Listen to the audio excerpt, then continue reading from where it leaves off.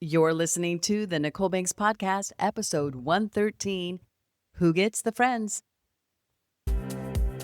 Welcome to the Nicole Banks Podcast, where divorced women heal, grow, and find new love and dare to begin thriving. I'm Nicole, your divorce recovery coach and happy hour queen. If you're a Gen Xer ready to shake things up, level up, and have some fun, you're in the right place. Buckle up. We're getting into today's episode starting now. Well, good morning, hello, and of course, welcome back to the Nicole Banks Podcast. I am your host, Nicole Banks. Today, we're diving into the messy, awkward, totally overlooked side of divorce. Who gets the friends? Yeah, right? Great question. Because we are going to be so raw and so real. Splitting the house and the bank accounts was one thing, but splitting the people, the friends, the family, the game night rally, ooh, that's a whole other custody battle. No one warns you about this one. Suddenly you're looking around wondering, wait, do I have to divide? Do I have to give up girls' night, girls' weekend because my ex is showing up? Or worse, you realize you actually like his sister? Now what? And just to let you know, if you've been listening to the show, you know I adore my Sally Alley. That is my ride or die. And trust me, she's not going anywhere. There is no divorce in this, okay? Sally is my BFF. I have loved her for years, and we talk to this day. She's amazing. All right, here we go. So, the social fallout that no one really talks about because we talk about everything else. But here is the truth. Divorce doesn't just divide two people, it shakes the whole social tree.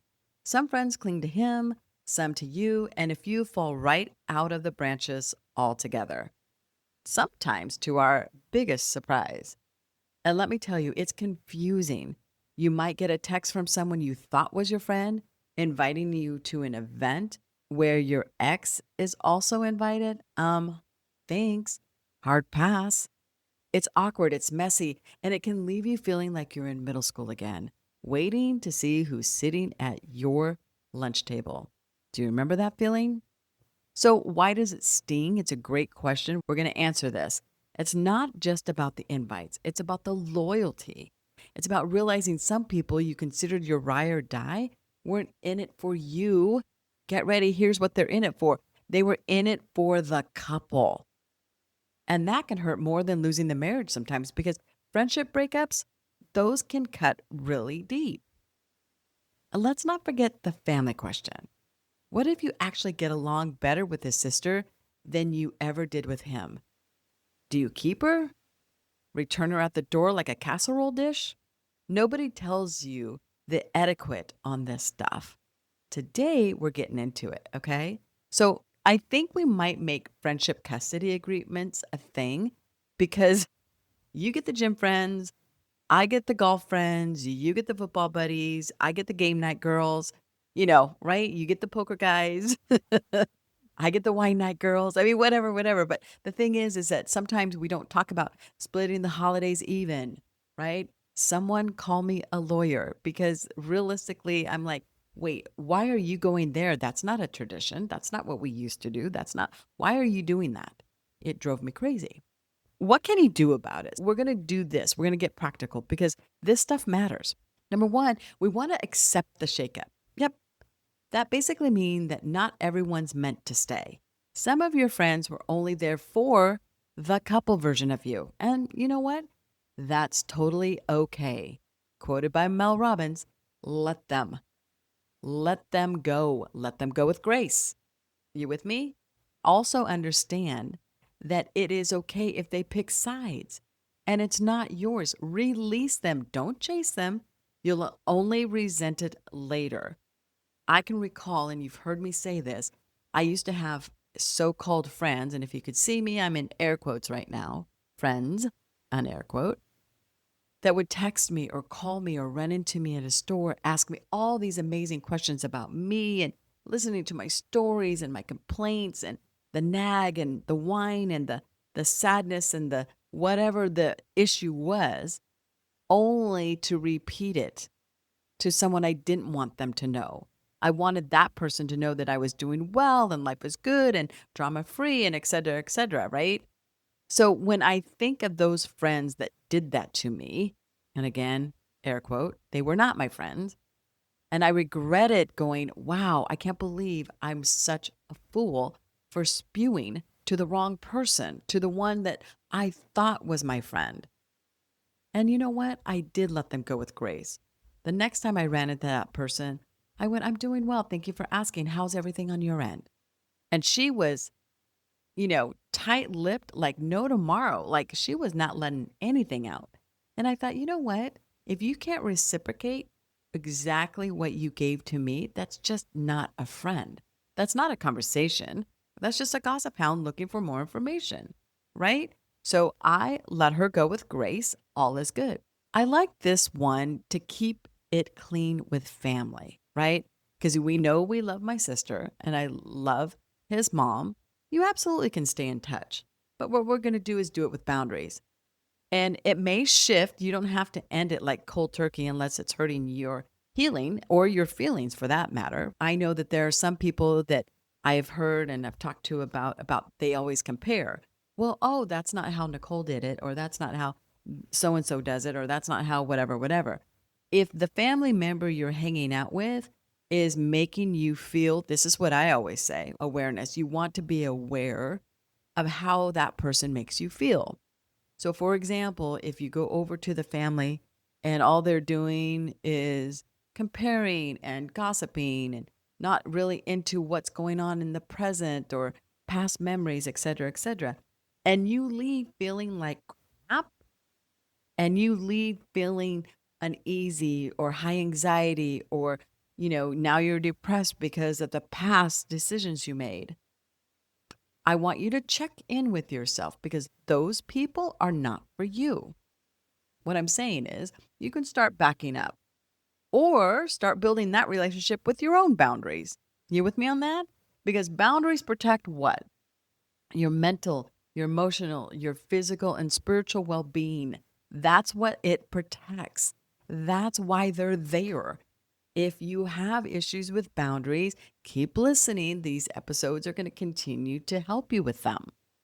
It's okay to say no, thank you. It's okay to say no, which is a complete sentence. You don't need to define it. You don't need to give a reason. You don't need to have it validated. If they have issues with them, let them. Let them have the issues. It's not about you.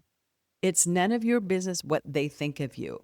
So stop pretending, stop being fake, get real with who you are, what you're about, and the circle in which you want to thrive in.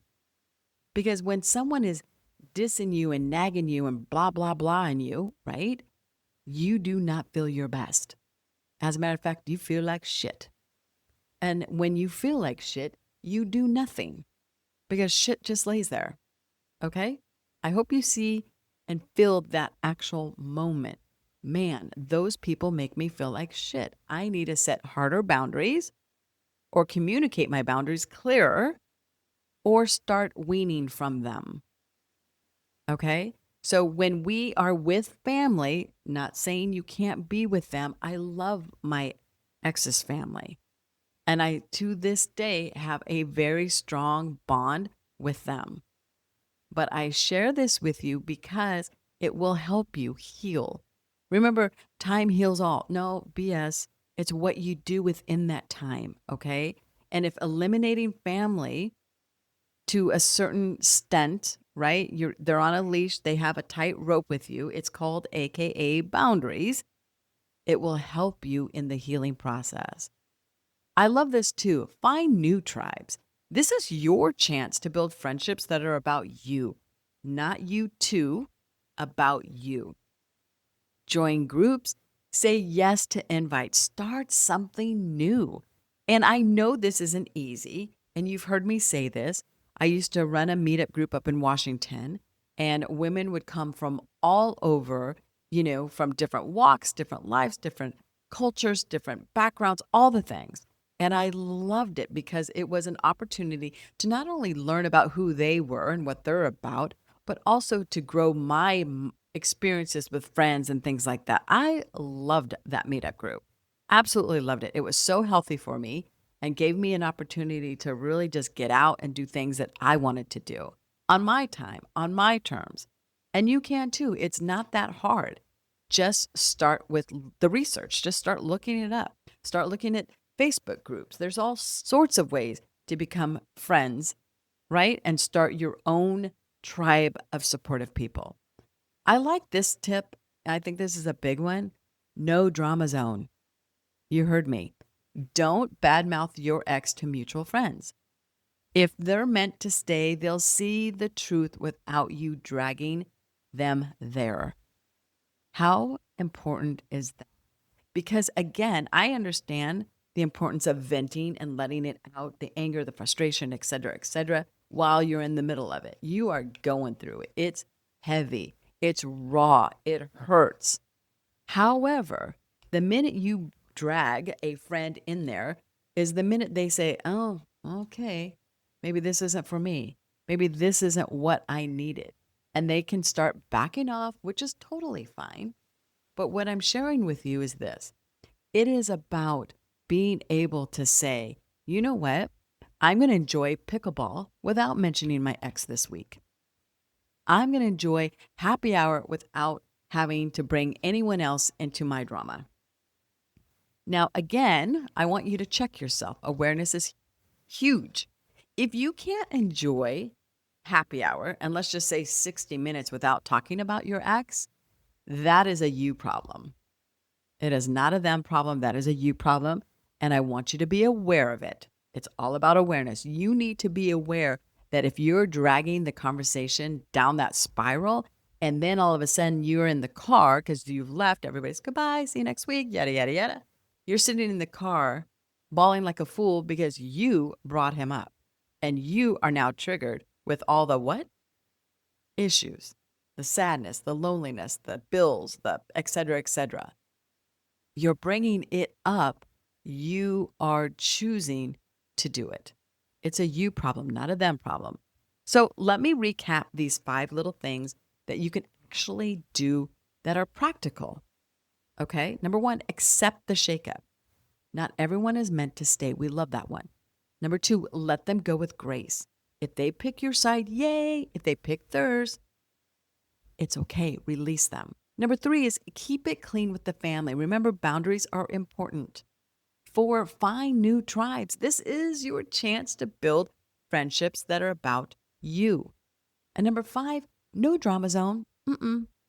It is not your time to talk about your ex. It's about time to talk about you and what matters to you. I'll be honest, I had my own friend custody battles. Some people I thought would never leave quietly stepped out of my life. And that hurt. It was raw. It cut. But you know what? The ones who stayed, the ones who said, I'm here for you, no matter what, they became my chosen family. And I love that. And those are the kind of people you want at your table. Whether it's brunch, dinner, or just crying over coffee, you want to make sure there's room at your table for those amazing people. Here's a question I have for you. Who's really in your corner?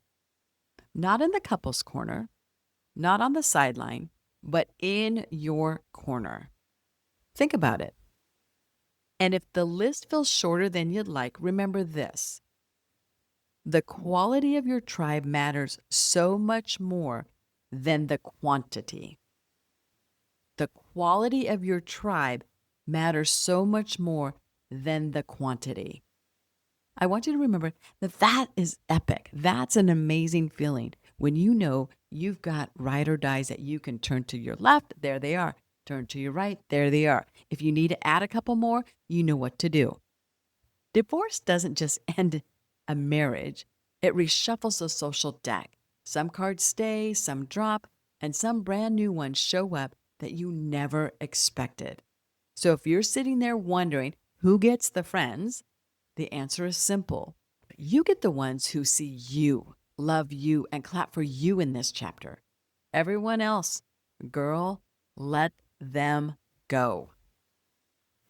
All right. I hope you guys are doing well. Thanks for hanging out with me today on the Nichole Banks podcast. I am your host, Nichole Banks. If this episode gave you a laugh or maybe just reminded you you are not crazy, share it with a friend who's in the middle of their post-divorce shuffle. And tell me over on Instagram, DM me, feel free to do so at Miss Nichole Banks.